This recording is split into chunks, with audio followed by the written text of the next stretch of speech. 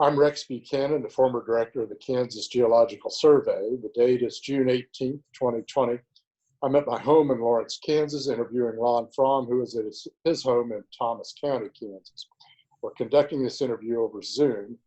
Lon's interview is part of the Kansas Oral History Project series examining the development of water policy during the 1970s, 80s, and 90s. In these interviews, we explore water policy through the eyes of farmers, administrators, legislators, environmentalists, and others who were involved in the development of that policy.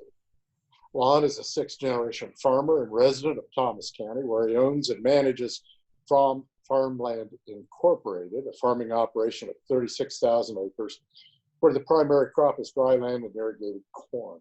Farm utilizes over 70 center pivot irrigation systems. Lon was also a pioneer in large-scale no-till farming and other conservation practices. Lon holds bachelor's degrees in business and agriculture from Kansas State University, as well as a master of agribusiness degree. Maintaining his family's tradition of public service, he has served on the Kansas Arts Commission, Kansas Humanities Council, Kansas Water Authority, and the Kansas Geological Survey Advisory Board at the University of Kansas. Lon was a longtime board president of the Northwest Kansas Groundwater Management District Number 4 in Colden, Kansas. He's past chairman of Midwest Energy in Hayes, where he continues to serve on the board. He also serves on the board of Citizens Medical Center in Colden. The arts and humanities have long been a priority in Lon's life. He was among the founders of High Plains Public Radio and served on that board for over 25 years. He's also an accomplished pianist and vocalist. Among his other hobbies are flying, sailing, motorcycling, and scuba diving.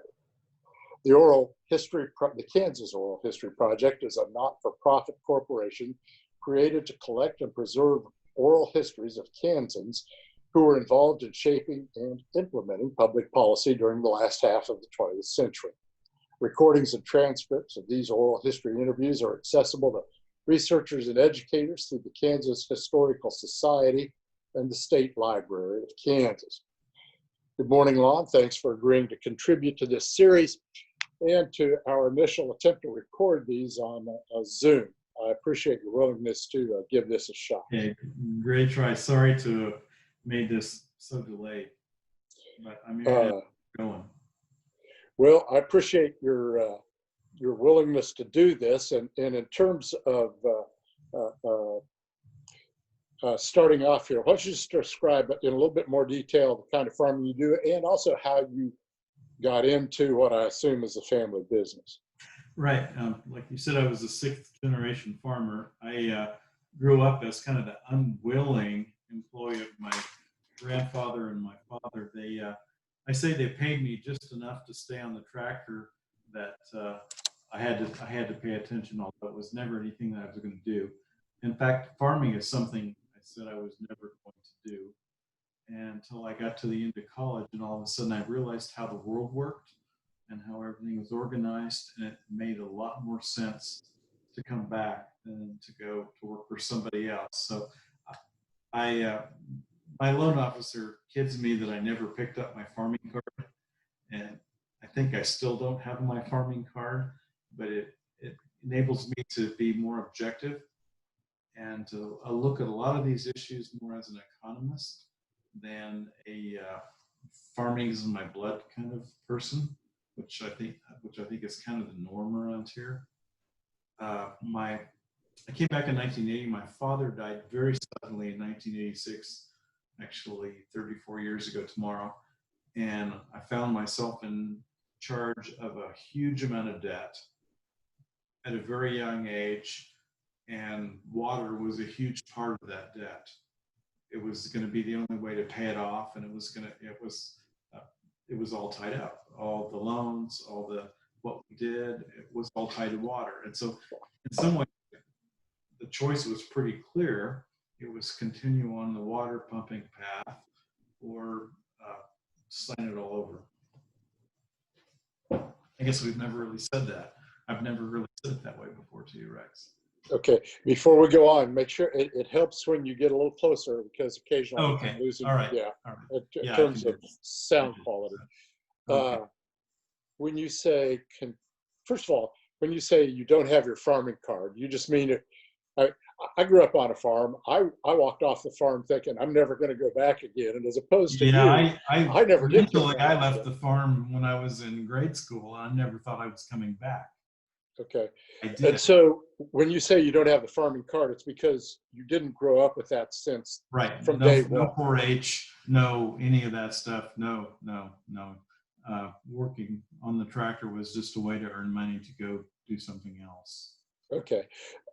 And when you said the choice was between continuing down, and I can't remember exactly how you put it, continuing down the water road or uh, irrigation road, in effect, or signing it all over. Is that what you said? And what do Yeah, you I mean said by that? signing it all over. In other words, we had to pump to not lose the farm. It was Okay. a choice.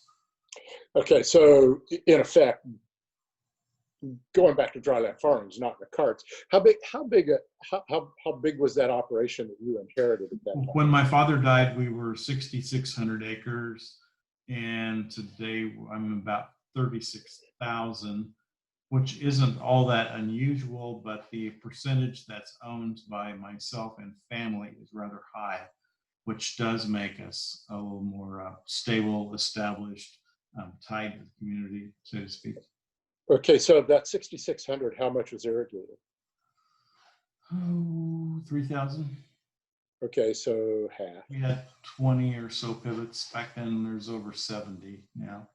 And just before we go uh, kind of off this topic, so how did that fall to you as opposed to other siblings?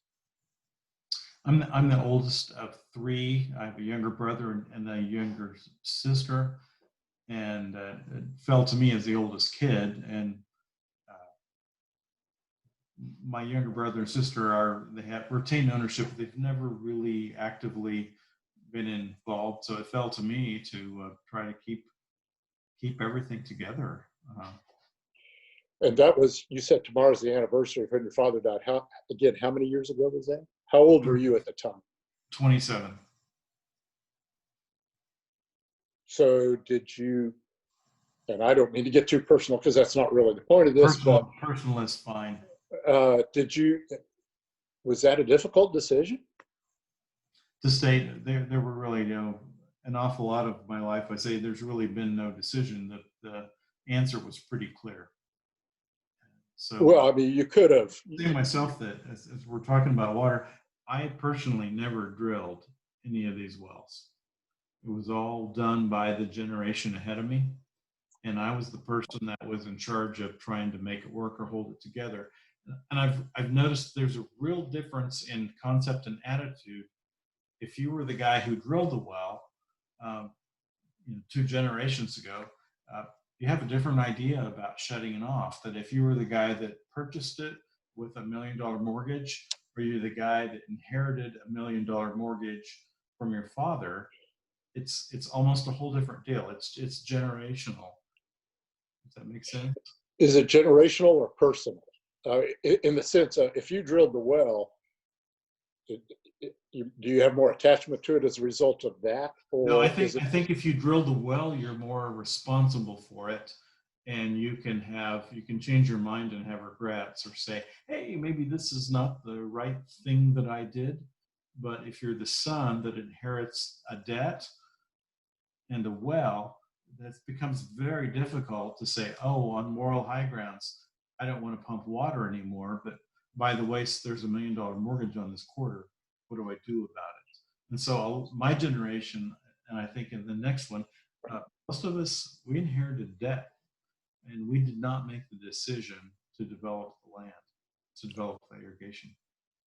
so are you saying the decision is more economic based as opposed to personal or moral as a term? Oh, exactly. I think this next generation, myself, that's inherited the debt and inherited the decision, we have to deal with it, and we don't even have a chance on the moral ground. It's like, do you want to sign your farm over to the bank, or do you want to try to hold it together? And I've heard a lot of those first generation guys who are super old now, but some of them are more willing to shut it down on conservation attitudes, ideas, philosophies. the next generation is, it's a fact of life. Someone else made the decisions. We have to deal with them. Well, that's an interesting generational perspective, and maybe, well, I think we'll get into this as we go through the conversation. Okay. Talk about responses.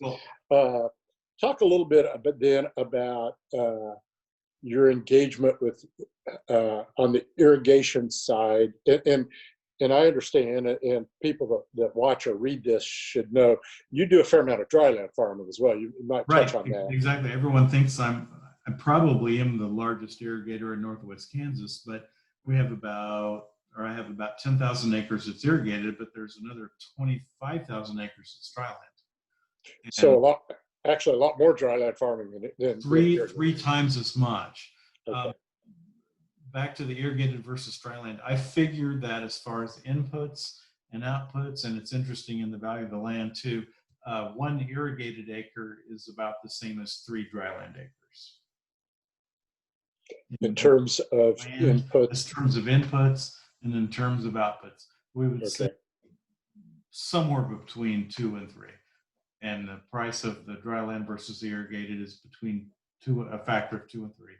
The yield is a factor between 2 and 3. So if you hear someone talk about the irrigated farm versus their dryland farm, 1 dryland acre or 3 dryland acres equals 1 irrigated acre. And you and I have had this conversation separately. We could go down this road, but probably don't need to right now. In terms of difference of profitability of irrigated ground versus dryland ground, the real advantage to the irrigated ground in terms of profitability is just that it's reliable. I mean, stability. Yeah. Some years you make money on dryland farming, and some years you don't. Some you don't, and we kind of rely on the irrigated to be that.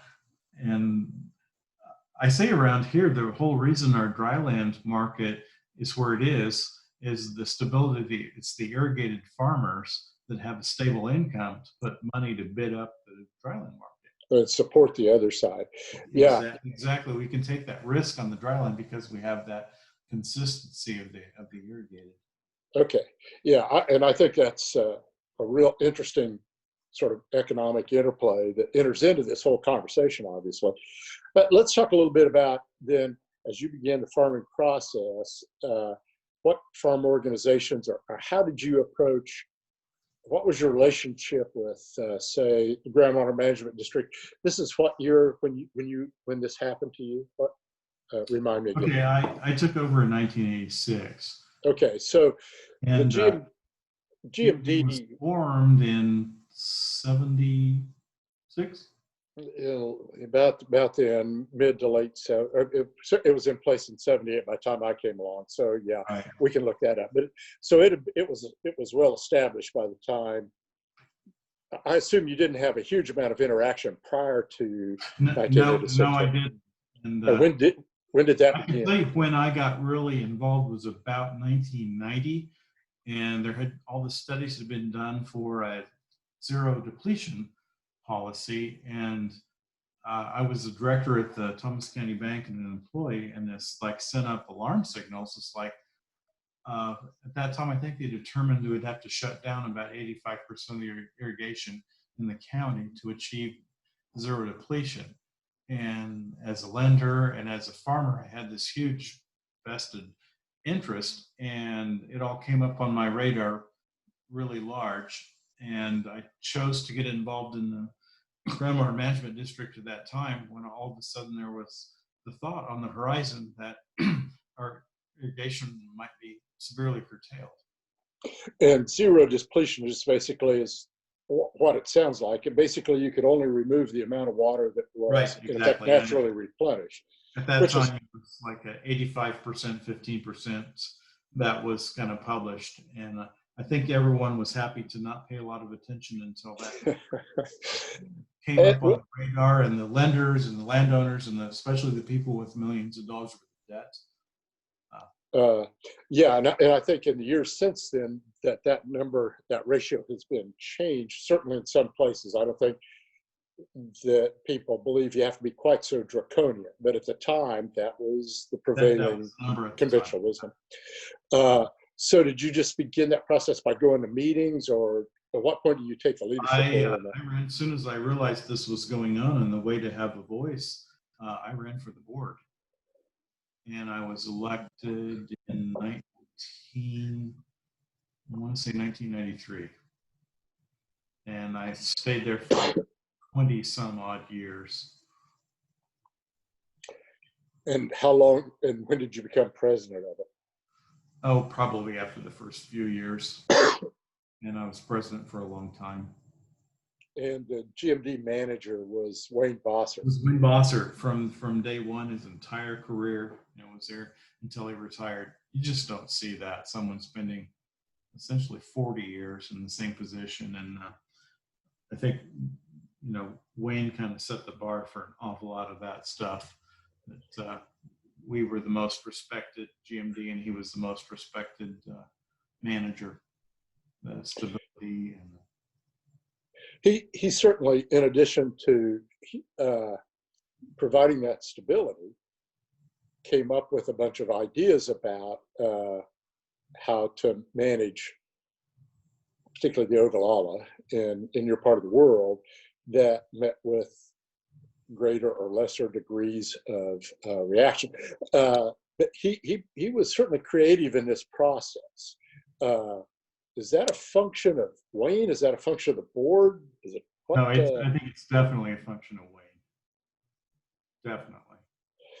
That he was trying to come up with ways to address what was people recognized was a significant problem.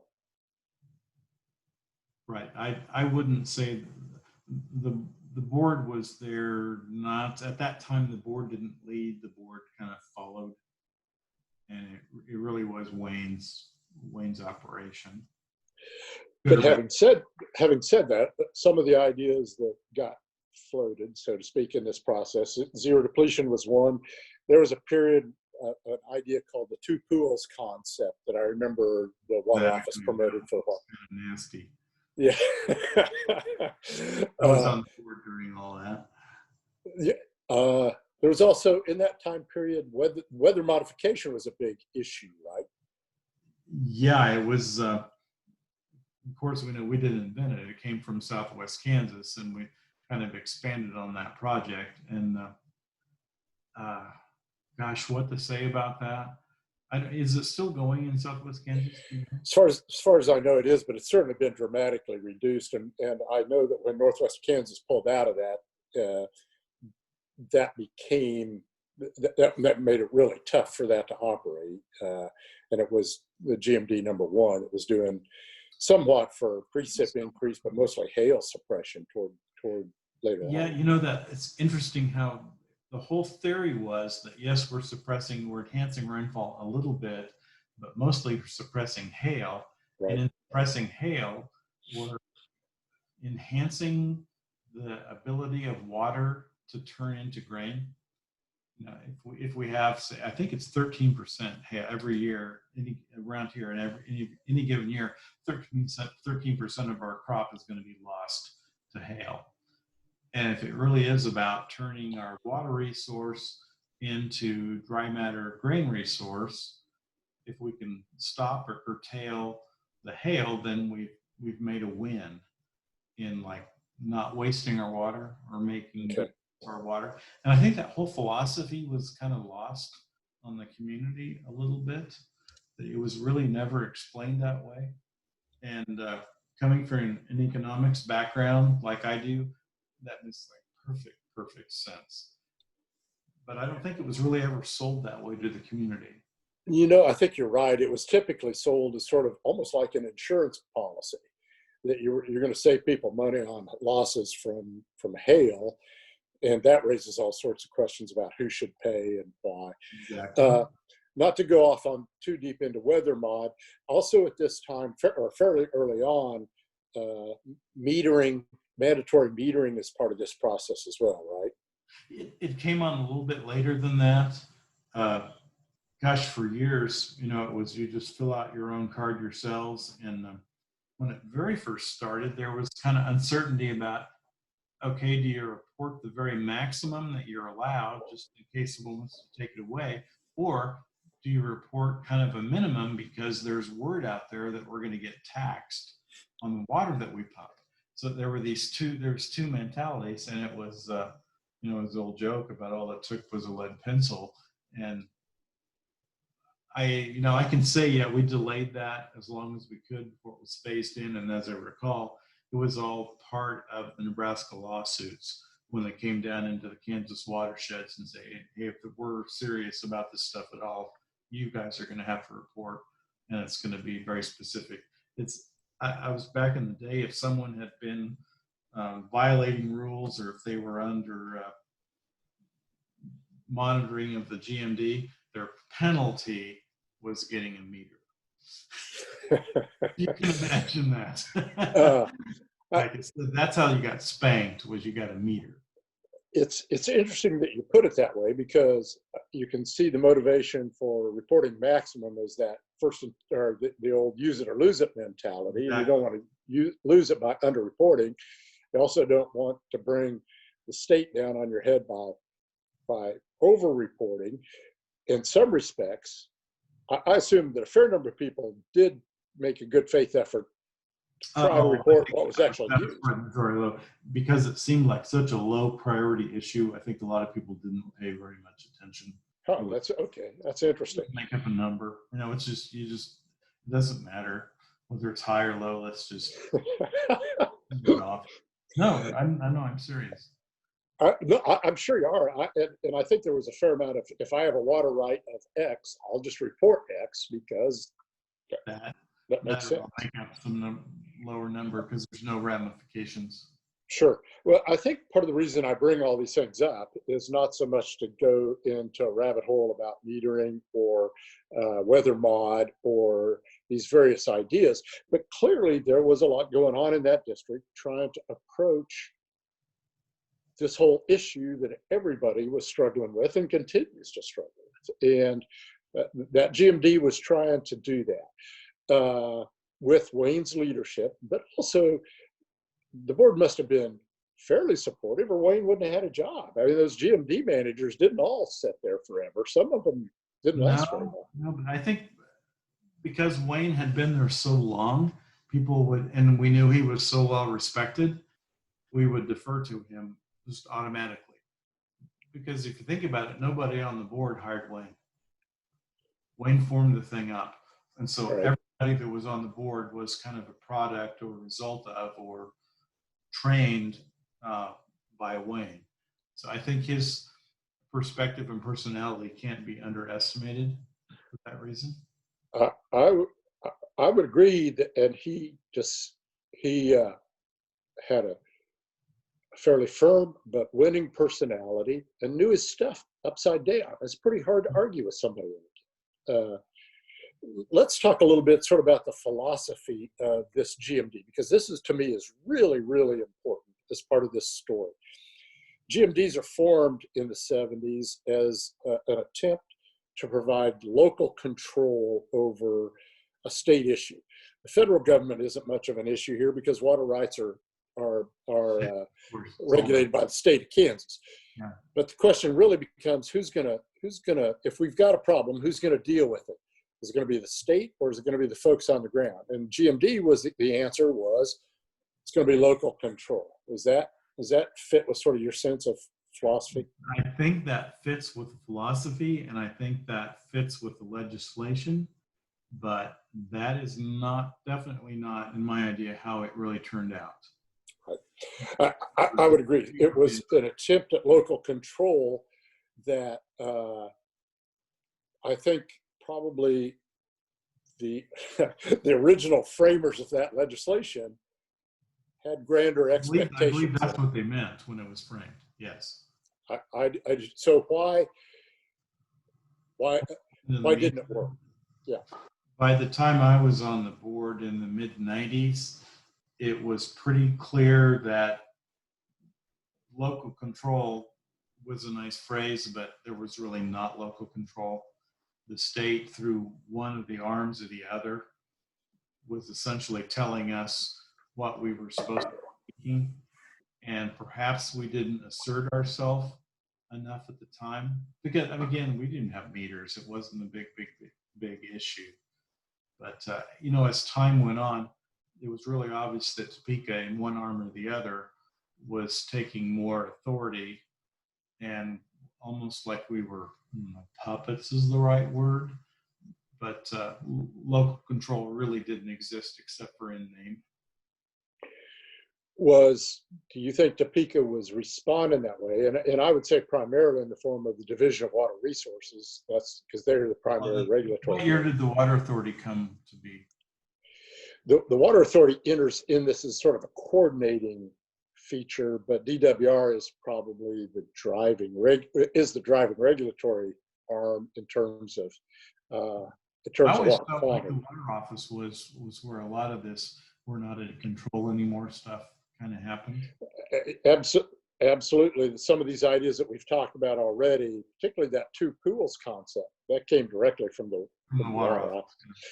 But was part of the reason that you got that reaction from Topeka was Topeka sensed that the locals weren't taking control of the issue. Oh, I'm certain it was. It was that we know better than you do. We know what you really need.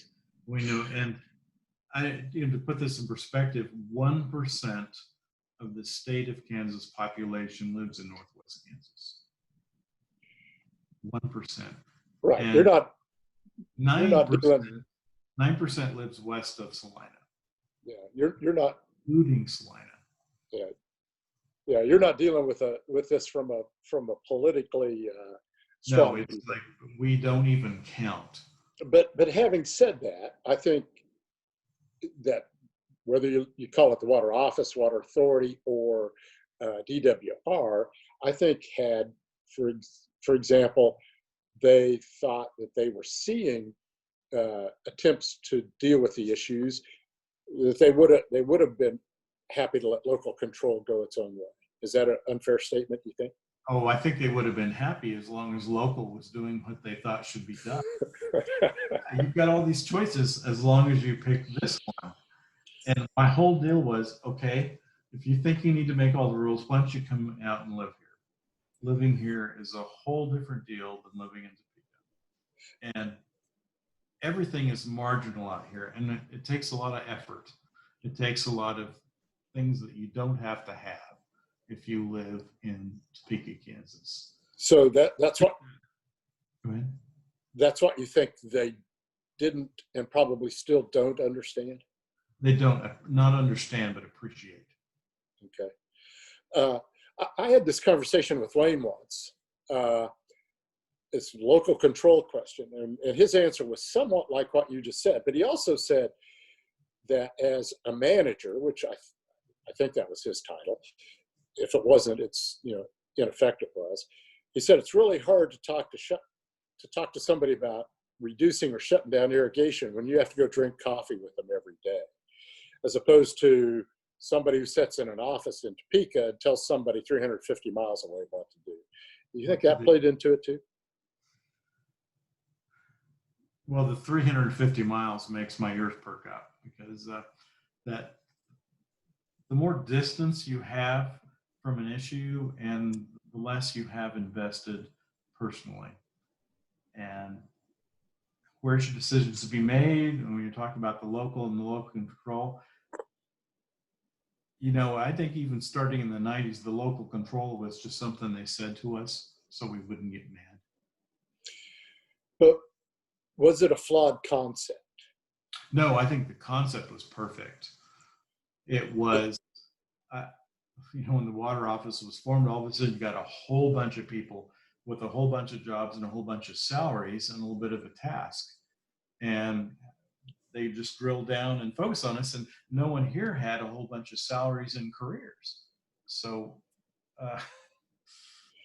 well, so then if you think local control wasn't a flawed concept, that it could have worked, what should, and let's remove then DWR and the Water Office, Water Authority from the equation, what should that have looked like?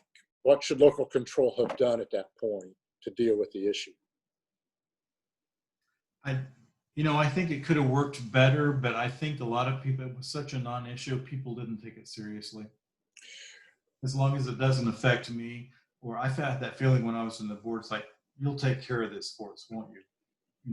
We trust you to make sure that it's not a problem for us. When you mean you trust the GMD staff? No, the board members.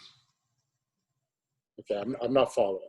Okay, I think the general farming public did not. Oh, I see. Did not want to deal with it, and as long as they had someone that they thought represented their interests or was capable in the meetings, it was off the radar. Okay, sure. Okay, it was that way for a very long time. It was like, I don't even want to have to think about it. I'm glad you're there. Or the other two guys that are on there are from Hoxie and they do a great job, or whatever. And so until it really drilled down to there was a meeting and somebody was going to drop a hammer and say, this is happening, it was just total non-issue. Sure. Yeah, that's sort of maybe one of those things of representative democracy in general. It's a lot easier to expect somebody else to go sit through boring meetings than to have exactly. No one wanted to do it. But okay, here's a point that I do think is really important, and I don't want to get lost here.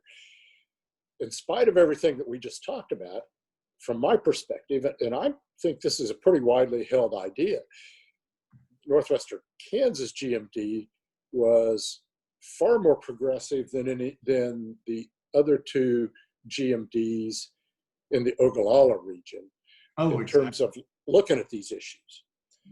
GMD 4 was at the forefront, actually, and was respected, I think, regionally, not just in the state. It kind of set the model for an awful lot of research and ideas. And at the same time, GMD 3 down at Garden City was kind of, I call them the cowboys. They were at the complete other ends, dragging their feet and not paying attention. Right. So in spite of everything that we just talked about whether or not local control works, certainly Wayne and the board and the GMD was out there throwing out ideas, talking about ideas, maybe not always pursuing them all the way, but having a conversation about how to deal with us, and a conversation that was not taking place in other parts of the state. Don't you think? No, I think that's very true. And it was, I think Wayne was leading the board for sure, not the board leading Wayne. Absolutely. I once asked him about that difference between Southwestern Kansas and Northwestern Kansas GMDs and that difference in attitude. And one of his answers was, and I don't think he was kidding, even though he laughed, was that GMD is too close to Texas. And Cowboys, like I said. Exactly. So have attitudes in Northwestern Kansas, and I'm going to come back to your role with the Water Authority in just a second. But before we do that, do you think attitudes toward water in Northwestern Kansas have changed over time in the time you've been involved? Yes, I think they have, just kind of along with the whole conservation mentality of all food sources and renewability and things. Some of that has invaded, and a lot of the ownership and management of the water resources has consolidated in the last 30 years. We're dealing with way less people than we used to be dealing with. And we're dealing with people that have to be more business oriented and business minded. It isn't just a simple father-son, 1 or 2 pivots deal all over the place.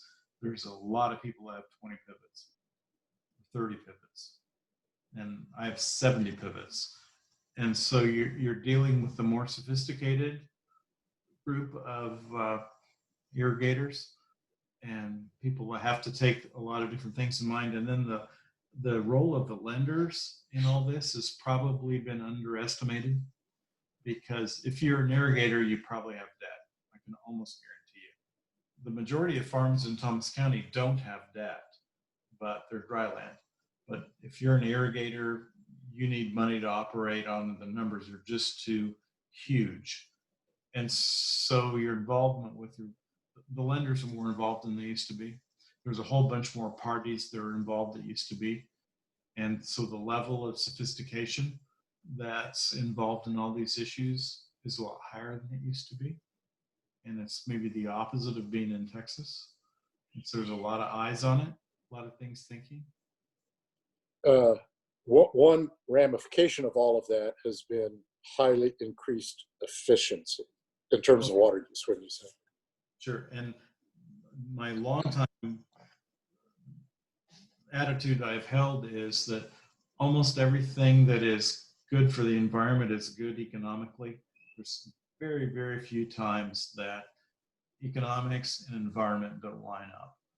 Why would I want to spend $1 extra pumping water that I didn't need to pump if I didn't need it? Why would I spend $1 extra on chemicals that I really didn't need if I didn't need it? And it's kind of always been interesting to me that those two groups aren't more aligned, because of the solution and the interest, is almost the same between environment and economics. At the same time, why would I want to pump 1 gallon of water more than I needed? Sure. So as you get more of that consolidation and bigger operations, people become, the sort of efficiency of scale takes place in a variety of areas, including irrigation. Has it led to less water being pumped? Oh, I would say absolutely. Of course, we've had to deal with less water being available to be pumped. But Right. Yeah, if you were wasting water, so to speak, you might not be in business today. And it's the people that have been able to make the most use out of the least resources that are still around. With that in mind, I want to talk about Lima here in a second, but before we do that, let's talk a little bit about Water Authority. So when were you appointed Water Authority? Oh, gosh, it was in the 2000s, and my position was to represent the 3 Western GMDs on the Water Authority. And it was, they're 2 3-year terms. And you were probably appointed by, not necessarily by the governor per se. I think I was appointed by, I think the governor did approve me or did appoint me, but I was proposed right. by the GMDs. Okay. So did you serve out both of those terms? I assumed another term, so I didn't get quite my full 6 years. Oh, that brings up the whole story of Sam Brambach. But, do we want to go there? Not particularly, other than to say you didn't serve all of the second term That's right. Yeah, I was up to be reappointed, and the governor, after I had a 30-minute person-to-person interview in Pedro de Topeka, and we just talked through the whole thing, and he chose not to reappoint me. Right, and we could go off. I use the word I got fired, but I did get fired. Well, yeah, most of those people were kind of almost automatically reappointed, so that was unusual. How, just from the time you were on the Water Authority, trying to remember, who was Al Ledoux head of the water office at that point, or? No, Al Ledoux was gone. It was Tracy Streeter. Okay, so Tracy by then. I knew what Ledoux was, but. So by the time you walked away, what's your perspective on state agencies, water office, Water Authority in general? I think that there was maybe a little too much money there, which means a few too many jobs, which means people looking for a reason to justify that they're there, and the target or the victim was people that weren't asking for it. Is that kind of? I followed everything till it was too big. Okay. One of the reasons that it was one of the things that I've talked to almost everybody about as we've done these interviews has been the increase in water plan funding that came, basically water plan funding that came from Mike Hayden's efforts to fund water plan. So that was the source of all this money. And then there's been another a push to try to increase that funding as well that's been less successful. I'm not quite sure where I'm going with it. It sounds to me like I would say that the funding was it was the wrong thing, or it was liability, or it was you threw too many dollars after something, and you wind up with the opposite effect that you really wanted. what is the effect that you think they wound up with? Okay, I think when Topeka had so many dollars and so many jobs, then they failed to realize that the idea was local control. The locals didn't have X million dollars of salaries and full-time jobs and people with master's degrees, but the people in Topeka did, and they needed to justify their jobs and their positions. And so I want to say they went after us. Like, off by surprise here. This is my sense. No, that and I think that brings us then to one parts of the conversation that is sort of central to this, which is the creation of the Lima over in Sheridan County. Yeah, and that to me is just a perfect example of local control. Those guys came up with that plan on their own, and all the attention that they've got, but I think a lot of people don't remember or realize when they brought that idea to us how much fighting it took for us to make it happen. I mean, we sweat blood just to kind of make it happen within all the rules that existed. We tried so hard to make it work the way they had it, but I mean, it's perfect. It's a perfect example. And before we go any further, just for people who are not seeing the entire, who aren't familiar with it, Lima is a local enhanced management area. There's an idea that was basically designed as voluntary agreement among local landowners to do an annual reduction of, in this case, roughly 20% per year on water pumping over 5 years, and then decide if they wanted to continue to do that. The area that it was originally, the process you're talking about was over in mostly Sheridan, a little bit of Thomas. Yeah, there's just a touch in Thomas, but yeah. Right. That clearly was promoted. That idea, and this is something I really would have liked to talk to Wayne about, the source of that idea in the first place, whether that was Wayne's idea or no, it was several of our board members over there, and they realized that whole Sheridan County area, the makeup of the farmers is different, and their attitudes a little different.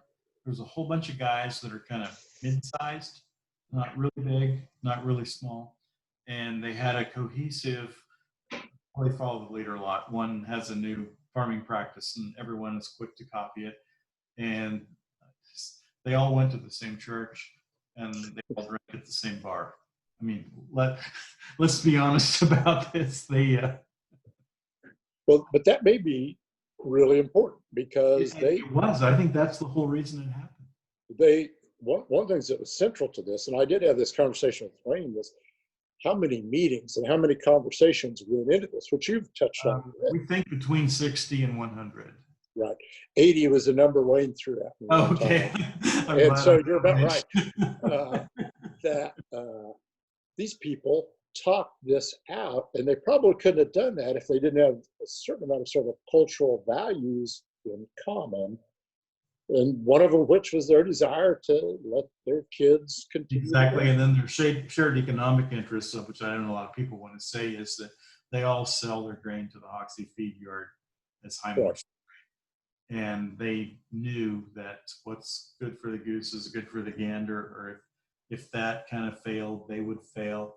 And I think a lot of it came out of fear from this whole system is kind of set up and working, and we need what we can do to keep it in balance. If it hadn't been for Hoxie feedlot in their market, it probably would not have happened. Yeah, they were the big player in that process that was part of that conversation as well. But the makeup of that area was such that it allowed them to come together to. Exactly, it was cultural. Yeah, you won't find that like over in this county or some other counties. The culture was just different, but the GMD enabled that culture to come together and, provide the structure for the Lima. So that Lima took place. It's been renewed. I think it's viewed by everybody that I ever talked to as a resounding success and really kind of a model. Why has it not led to, and the only other one that's actually happened then has been the entire Northwest Kansas GMD Lima, which has been a struggle. That's a little bit of a sore spot with me, and it was just kind of rammed down the throats of the whole district, and the way there's kind of flaws in the ability of local control, in that except for electing a board member, all the farmers here had no say whatsoever in that, because of the structure of the regulations and how it came. We essentially had no individual voice. So all of those conversations and that sort of cultural coalescing that took place over in Sheridan 6, that didn't happen GMD wide. No. Why didn't it? Why not? Because it came from Topeka, and it was a ramrod deal on some fairly, some board members that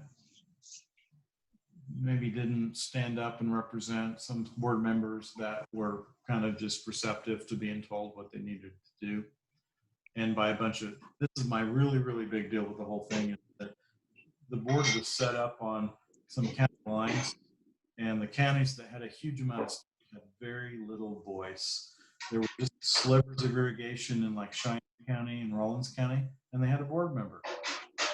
And they had very little at stake and very little interest, but the board was extremely distorted in representing the district.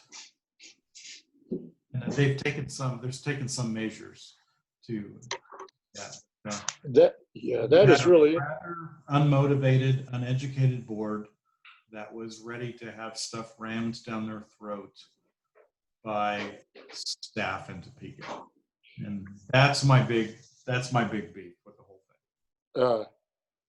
In some respects, that goes back to sort of what the rules and regulations were about who was represented and who could vote, and how the lines were drawn, all that kind of stuff that happened in the 70s, that is what's driving how those districts operate during the time this decision gets made, you were talking about. Yeah, exactly. And it might not have been too big of a deal in the 70s, but in the ensuing 50 years, a lot of things changed and they weren't the same. And the 70s rules didn't make much sense. 50 years later. So as it stands now, there is a district-wide, there was a lawsuit, but there is a district-wide LEMA in force as of today. How's that working? I have no big problem with it. It's not like anybody's taking away what that I have in the ground. I think it's worked further. We've had 4 or 5 wet years in a row, though, so there's not really been a lot of pain. And I was part of that lawsuit. It was a tough decision.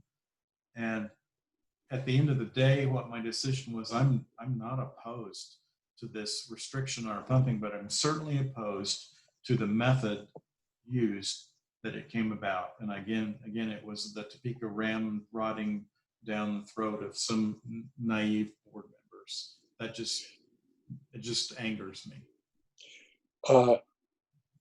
But on the Sheridan 6 side too, a lot of those years when it was pretty successful were fairly wet years as well. That's true. So that's true. So in some respects, you don't really know how successful it's going to be until you get the really tough times, really dry times. And there's been some of that, but we've also had a fair number of pretty wet years. Yeah, we've been out measuring wells. I had wells that came up 4 feet last year. You measured them.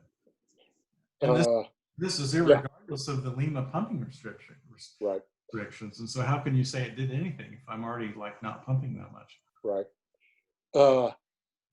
I guess I all along have viewed Limas could have been these one Lima in Sheridan County in and of itself is going to help that small area. It's not going to make that much difference over little and wide.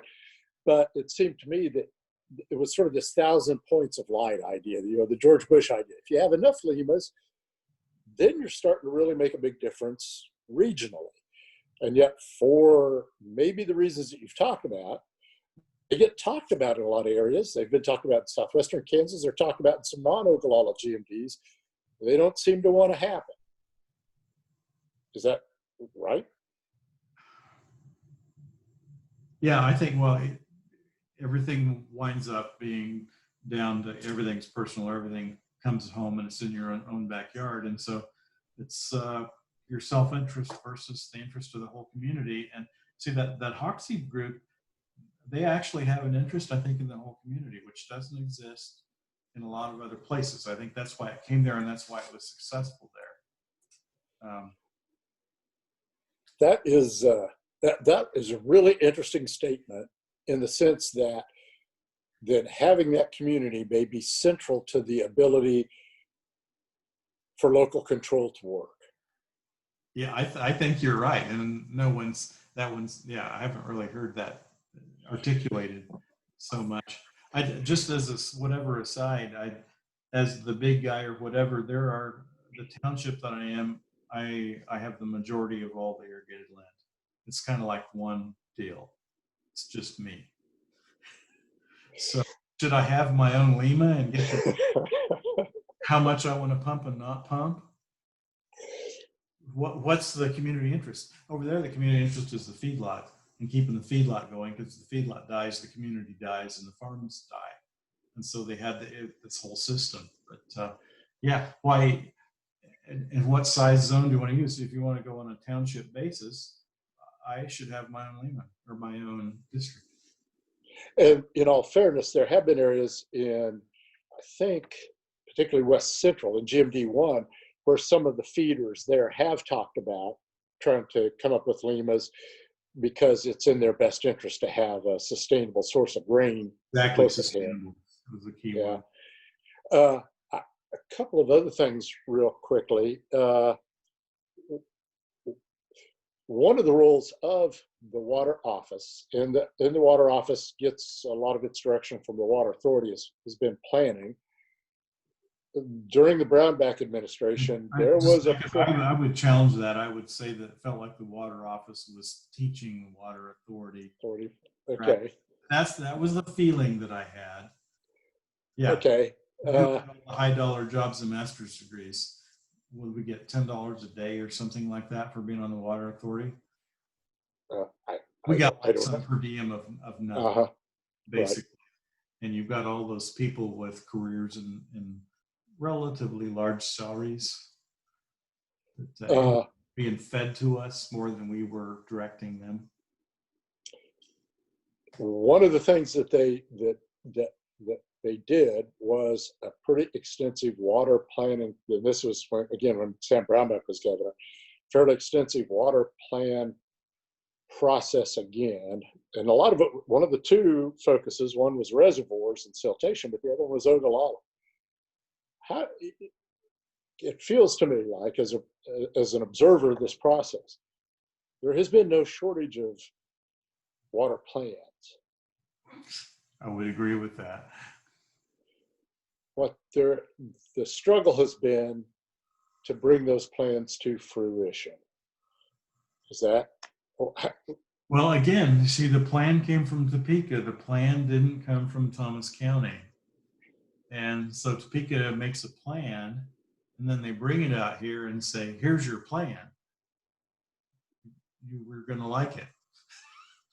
And you don't really have a choice. And that's where the local control thing just goes out the window. I've long said, if Topeka wants to tell us exactly what we should do, some of them should come out here and live here. It's easy to make a lot of rules when you don't have to deal with them. Well, that to a certain extent comes back to that comment of Wayne's about drinking coffee. Oh, the coffee pot. Yeah, sure. The coffee circle. Yeah. And yeah, so if Topeka thinks this is in our best interest, how come more of them don't live here? So what should it look like? Okay. I'm pretty sure you're not going to get all the DWR staff relocated A lot of them are in Manhattan now. They've moved a little ways west. They're not going to move to Colby. We have to talk about the whole other end of the spectrum, which is the right of capture going on in Texas. And if we had right of capture here, the county would have been pumped dry. I mean, Right. It would be ugly. Right.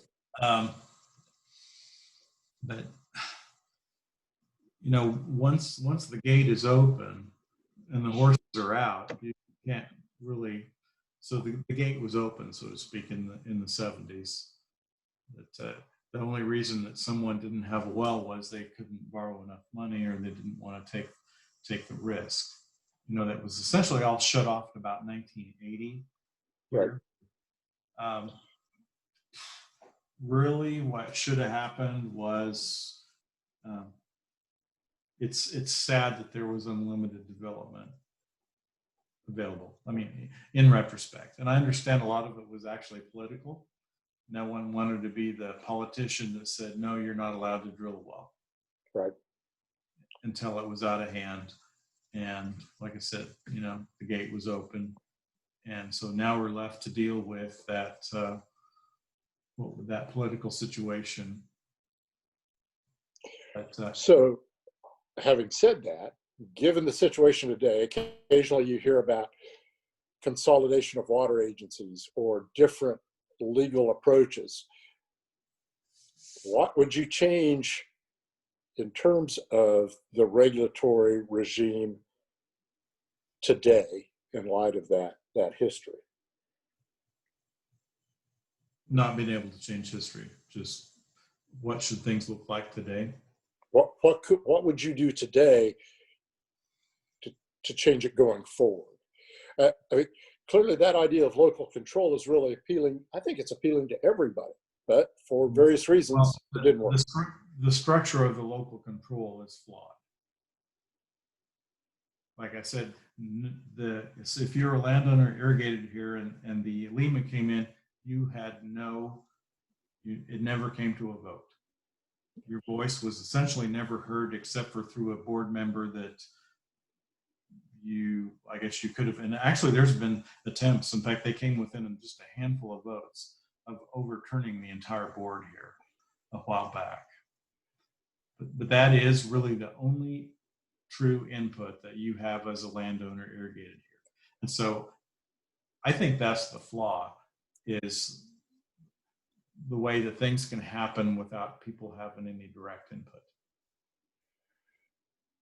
Should people who don't own land in this process have a voice in those decisions? I mean, there are certainly community members in Colby who, even though they don't farm and don't own land, are pretty dependent on the decisions that you make for their livelihood, right?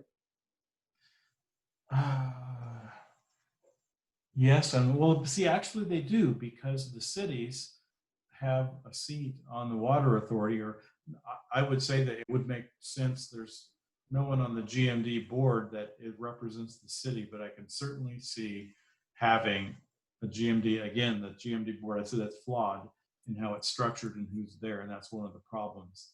I could certainly see having a representative for municipalities on the GMD board. In fact, now that you bring it up, I think it makes perfect sense. So what is the future for irrigated farming in Northwestern Kansas? Is it sort of a continuation of the past 10 or 15 years? Is that what? I mean, what's going to change anything? And a lot of this it's economics driven. At heart, I'm an economist in almost everything. And I want to make the highest and best use of the land and of the water resources. And then cost of energy, the price of the grain, it's all in a big complex formula. So what is the future? I think until we're back to the future is that we're going to make a whole bunch better use of our water than we ever made before. We have, on my farm, we have double the yields on half the water compared to when I was in school. So it's 4 times factor of efficiency in converting water into grain or dry material. So what's the future? I think four is going to become 5. And is that sufficient to allow sustainability? And I know that I almost hate to use that Sustainable word. is a really loaded word. I know, but is that a long term? And I'm not even sure what I mean by long term, but is that doable for 30, 40, 50, 60 years?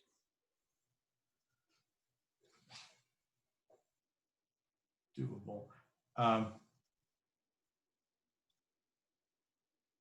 Is, Doable. is there sufficient water to allow under those No. behaviors? No, there are places where there's there's places where there is always going to be water. The alluvium areas and some certain spot areas and the areas that we talked about that have come up. And there's areas I have not actually permanently abandoned anything yet, but we just re-nozzled the sprinkle this week for 130 gallons per minute for a quarter second. But it's still working. You can get the crop to germinate with, it's just almost a little, it isn't the main thing. It's just a little kind of a tool to help water, say, activate herbicides. A lot of them will not activate with that moisture. Or it's a tool that we can get the crop to sprout all at the same time. Are we irrigating? Almost not hardly, but we know there's going to be a crop every year. And So, is that more and more of that? Go ahead. Is that more and more of what the future looks like? Oh, I think so. Absolutely. Absolutely. We're not, like in economics, who wants to pump 700 gallons a minute for no good reason other than to spray it up in the air? There actually are a few of those guys left. But no, go ahead. Yeah, and I've gotten this question a lot over the years, sort of along the lines of, well, what's that part of the world going to look like 50 years from now? And my not answer, that much different. It's not like anything's going to happen overnight. It's going to be very, very slow.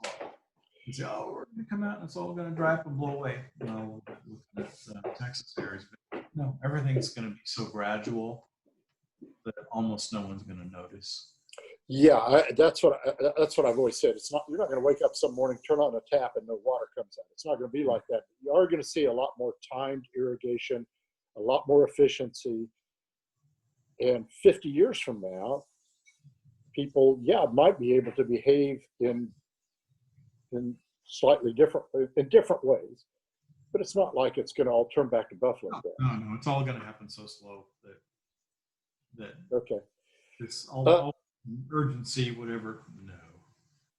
No. So having said all that, is there anything we haven't talked about here? And you've sort of seen the things the direction I've gone. Anything I haven't touched on here that you think is central to this conversation? One thing we didn't talk about is the use it now versus use it later. We need to say, who are we saving the water for? Is it for 30 years? Is it for 50 years? If for 100 years, is it going to be worth more at that point than right now? What happens in the meantime? And I think one of the big deals is how do we get from here to there? A lot of we can anticipate future income streams and discount them with an interest rate. Really tough to say that it's going to be better to save something for the future. And one of my big deals is, okay, who's going to want to live here? Who are we saving it for? Are we just assuming that our communities should all be the same or bigger size just because? And so we're going to save water for some unknown thing in the future? And I don't buy that. There's whole reasons that these areas were settled and populated, and there's reasons that would be unsettled and unpopulated. And I don't think we need to withhold water just for some mysterious future, possibly unknown purpose. And just back to my place, even you probably know this, I have no heirs. My farm becomes a public asset at some time. Okay, am I ahead to make the money now and put it in the bank and let it accumulate interest and build and pay for scholarships and whatever, ball fields, that kind of stuff? Or do I just leave the water in the ground thinking that 50 years from now, somebody might want to pump it and build ball fields and do scholarships? You've touched Gotcha. on the heart, one of the hearts of the issue here, and I've had those conversations when I've been measuring wells, and you're answering. Part of your answer was an economic answer. Here's one of the things that I will say back, and just see how you respond. I've told people, let's imagine that person 50 years from now in Colby who says, well, yeah, I'd really like to be able to irrigate this cornfield, but I can't do it because there's any water left. What do you say to that person? If there's no water here, I'm surprised that they might be here wishing that. Or you'd say, what happened to it? Or I think it's all back to highest and best use and economic value, whether it's now or later. It's all back to making the very most use out of that water, whether it's now or later. One of the things that I don't hear people talk much about that I've been really interested in is the connection between water use and demographics, because in this state, the counties that are growing dramatically are counties that don't have water problems. And the very counties that are already having demographic issues, or a lot of them are counties that are seeing Ogallala declines. That seems to be sort of what you're saying is what we will live with. We'll live with that. Yeah, in the whole western half of the state, I wouldn't. It's the counties that are on interstate. It's the counties that have some other source. It isn't specifically water. Sheridan County has quite a bit of water and is declining. Sherman County has more water than Thomas County does, and they're declining. And Thomas County is holding steady. See, I don't think it's that much linked to water. I think in some counties it is, in some counties it may not be. Oh, But you're right. There's a terrific amount of other stuff at play here. You're right. Yeah, true. But some counties that have never had any water still don't have. Lane County, they've never had any water. Well, they never had any. And a lot of those counties, like Wallace County, never had much population to begin with. Yeah. Okay. Yeah, I think that intergenerational conversation is a really interesting conversation to have. And that also was part of the driving force that at least folks in Sheridan 6, Mitch Bauman would talk about, was driving force behind the Lima over there was that we want our kids and our grandkids to have water to be able to stay. The interesting thing about the kids and grandkids is they pretty much don't live here anymore. Wallace County is what? They've got 70% land ownership out of county and out of state. What do those people care? Yeah.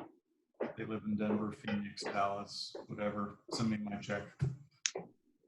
Yeah, and that gets into that whole absentee landowner question, and who cares more about the land, people that live there or people that don't live there. That's yeah. Anything else we ought to talk about? I feel like we've covered a lot of territory. We didn't take a break because it felt like this was working okay, and so I didn't feel the need to. Use it now, use it later. One of my deals is it does recharge. I mean, if we pump oil out of the ground or mine gold, it absolutely does not come back. The water does, over time, it will come back some or has a potential to come back. So it's not quite the same as pumping oil or mining gold. Right. And I do think over time, that goes back to that the idea of sustainability. I don't think you would hear anybody say 85% today. It required 85% cutback. That's highly variable in some areas, but I know Jim Butler and the folks at the survey that looked at this, that number is very different today than it would have been 40 years ago. That's nice to hear. Yeah, absolutely. There's some places where even that 25, 30% cutback gets you an awful close to where you need to go to achieve that. that then allows you to begin to think about solutions as opposed to just throwing up your hands and saying, there's nothing we can do. So, yeah. Okay. Well, I appreciate you taking the time to do this, Lon, because I think this Northwestern Kansas perspective is really, really important. And I haven't been able to line up Wayne. Well, we could talk about this offline, but you might give some thought to other folks that would be good for us to talk to. We haven't had anybody from the banking or ag econ side of these conversations. And the banking side, I think, is one you brought up that might be a good place to have a conversation. We'll talk about that offline. Okay. We might give that some thought. thought. Yeah, I've got an idea too already. Okay, good. Well, thank you very much. Appreciate you taking the time to do this. And I think we can end recording now. Don't